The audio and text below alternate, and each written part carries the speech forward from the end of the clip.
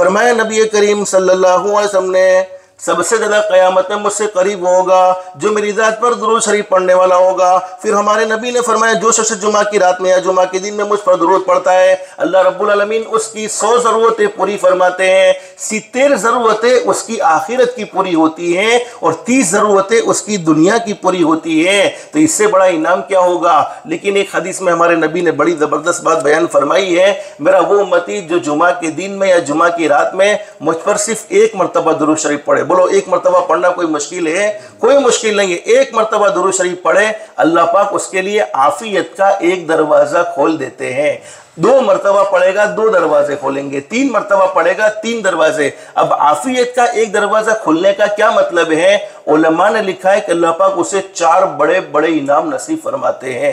कितने बड़े इनाम? याद रखोगे इंशाअल्लाह। अगर ये 4 बड़े बड़े इनाम याद रहेंगे तो दुरूद शरीफ फिर याद दिलाने की जरूरत नहीं पड़ेगी। हम किसी को यूं कह दे कि अल्लाह तुझे आफियत नसीब फरमाए, गोया हम उसे यूं दुआ देते, अल्लाह तुझे 4 बड़े बड़े इनाम नसीब फरमाए। या कोई हमें ये दुआ दे दे कि अल्लाह तुझे आफियत नसीब फरमाए, तो गोया वो हमें भी 4 बड़े बड़े इनाम की दुआ देता है। सबसे पहला इनाम, अल्लाह पाक उसे ऐसी बीमारी से महफूज रखेगा जिस बीमारी से मौत हो जाती है, जिस बीमारी से आदमी कब्र के हवाले हो जाता है, जिस बीमारी से आदमी मर जाता है। बड़ी बड़ी कैंसर की बीमारी है, हार्ट अटैक की बीमारी है। बोलो, हम चाहते कि नहीं चाहते अचानक की मौत से बच जाए? अल्लाह आफियत वाली, कलमे वाली, ईमान वाली मौत नसीब फरमाए। तो सबसे पहला इनाम तो ये है, अल्लाह उसे ऐसी बीमारियों से महफूज रखेगा जिन बीमारियों से आदमी दुनिया से चला जाता है, आदमी मर जाता है। और मेरे प्यारों, उलमा ने ये तजर्बे से लिखा है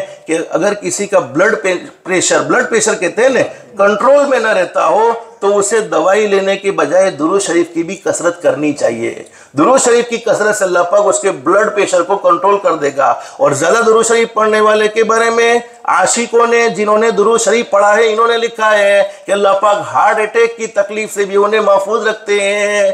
तो पहला इनाम। दूसरा इनाम, अल्लाह पाक सिर्फ जुमा में 1 मरतबा दुरूद शरीफ पढ़ो, जुमा की रात में या जुमा के दिन में, अल्लाह पाक उसे तन्हाइयों के गुनाह से महफूज रखेगा।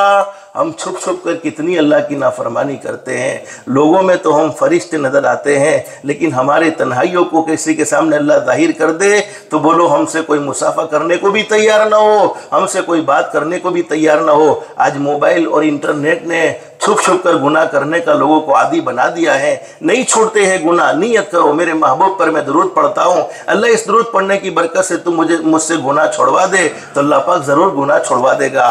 तीसरा बड़ा इनाम, अल्लाह जालिमों से उसकी हिफाजत फरमाएगा, जालिम से उसका पाला नहीं पड़ेगा। और अगर जालिम से पाला पड़ भी गया तो जालिम नाकाम हो जाएगा और मजलूम को अल्लाह पाक कामयाबी नसीब फरमाएगा। और चौथा बड़ा इनाम, अल्लाह उसे बगैर मेहनत के हलाल पाकीदा रोज़ी नसीब फरमाएगा।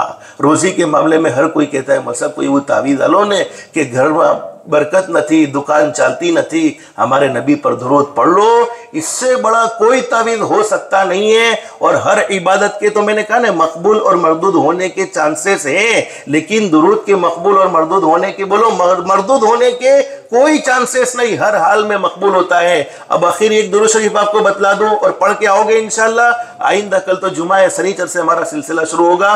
बस एक छोटा सा दुरूद शरीफ, अल्लाहुम्मा सल्ली अला मुहम्मद अन्नबील उम्मी, हर एक को याद है इतना, अल्लाहुम्मा सल्ली अला मुहम्मद अन्नबील उम्मी। जुमा की रात भी हमारे पास आ रही है और जुमा का पूरा दिन है, रात दिन में सिर्फ 1000 मरतबा पढ़ना है, कोई ज्यादा वक्त का खर्च नहीं होगा। अल्लाह पढ़ो एक मरतबा, अल्लाहुम्मा सल्ली अला मुहम्मद अन्नबील उम्मी। हदीस शरीफ में फरमाया, मेरे किसी उम्मती ने जुमा की रात में या जुमा के दिन में ये दुरूद शरीफ मुझ पर 1000 मरतबा पढ़ लिया, उस वक्त तक वो दुनिया से जा नहीं सकता जब तक कि अपनी जन्नत को अपनी आंखों से न देख लेवे। अल्लाह हम सबको हमारे नबी से सच्ची मोहब्बत नसीब फरमाए। दुरूद पाक का एहतमाम के अल्लाह हम सबको तौफीक नसीब फरमाए। अल्लाह हमारी दुनिया भी बेहतर से बेहतर बनाए, आखिरत भी बेहतर से बेहतर बनाए। अल्लाह के अहकाम के मुताबिक, हजरत नबी करीम सल्लल्लाहु अलैहि वसल्लम के तरीके के मुताबिक ज़िंदगी गुजारने की तौफीक और सादत नसीब फरमाए।